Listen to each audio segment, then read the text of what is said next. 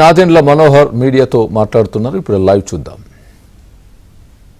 ఆర్థిక విధ్వంసం నుంచి ప్రజల్ని కాపాడి రాష్ట్రాన్ని ముందు తీసుకెళ్ళడానికి కోసం గౌరవ ముఖ్యమంత్రి గారు చంద్రబాబు నాయుడు గారు, గౌరవ ఉప ముఖ్యమంత్రి గారు పవన్ కళ్యాణ్ గారు చేస్తున్న ప్రయత్నం కొంచెం సమయం పట్టినా కూడా ప్రతి ఒక్కటి మేము చేసుకుంటూ ముందుకు వస్తున్నాం.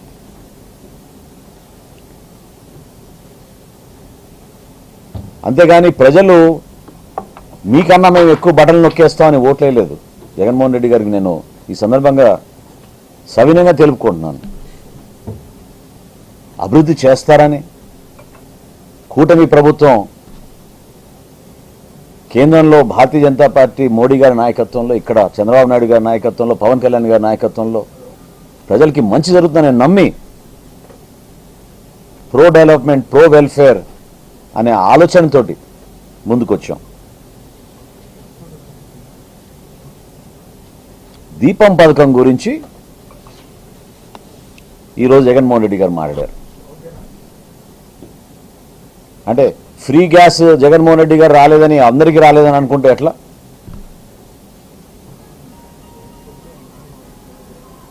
అక్టోబర్ 31వ తారీఖున గత సంవత్సరం దీపావళి రోజున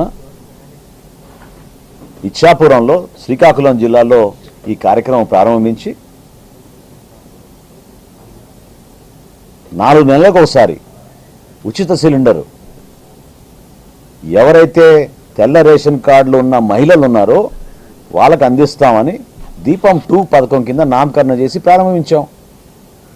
మీలాగా మీ పార్టీ కార్యకర్తలకి రాలేదనో, మీకు రాలేదనో మీరు ఇంత అలజడి సృష్టించాల్సిన అవసరం లేదు. లెక్కలున్నాయి, వాస్తవాలు ఉన్నాయి. మొదటి విడతలో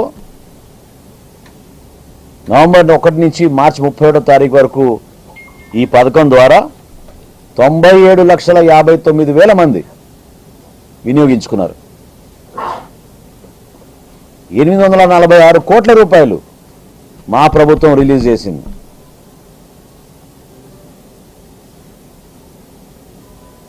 రెండో విడత ఏప్రిల్ నుంచి ఈ రోజు వరకు 91,10,000 మందికి ఉచిత గ్యాస్ పథకం, దీపం పథకం కింద అందించడం జరిగింది. డబ్బులు కూడా చెల్లించాం.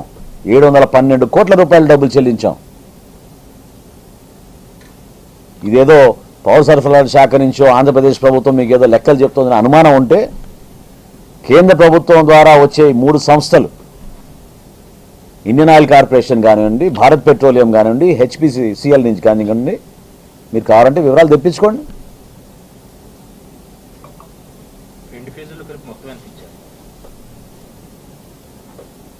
ఇటువంటి ఆలోచనతో కలిగిన వ్యక్తి ప్రజల పక్షాన, రైతుల పక్షాన నిలబడుతున్నాం, ప్రశ్నిస్తున్నాం అని చెప్తున్నారు.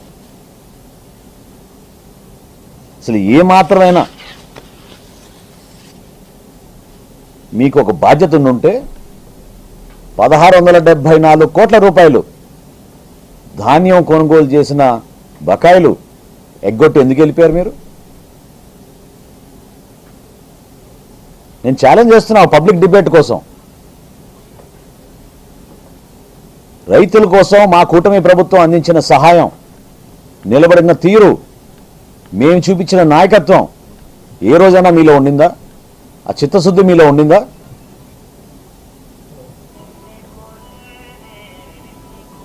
$12,857 కోట్ల రూపాయలు ధాన్యం కొనుగోలు చేశాం మేము.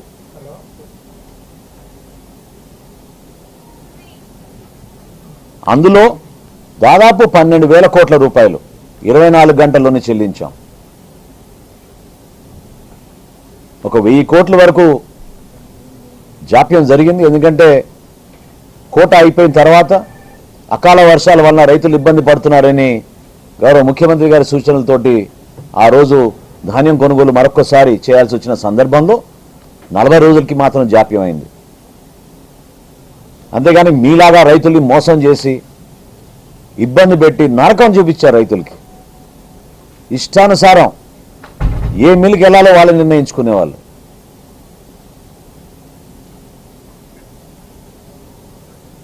పంట విరామం జరిగింది మీ సమయంలో, ఎలా మర్చిపోతారు మీరు? క్రాప్ హాలిడే గోదావరి జిల్లాలో క్రాప్ హాలిడే అసలు ఎప్పుడైనా విన్నావా?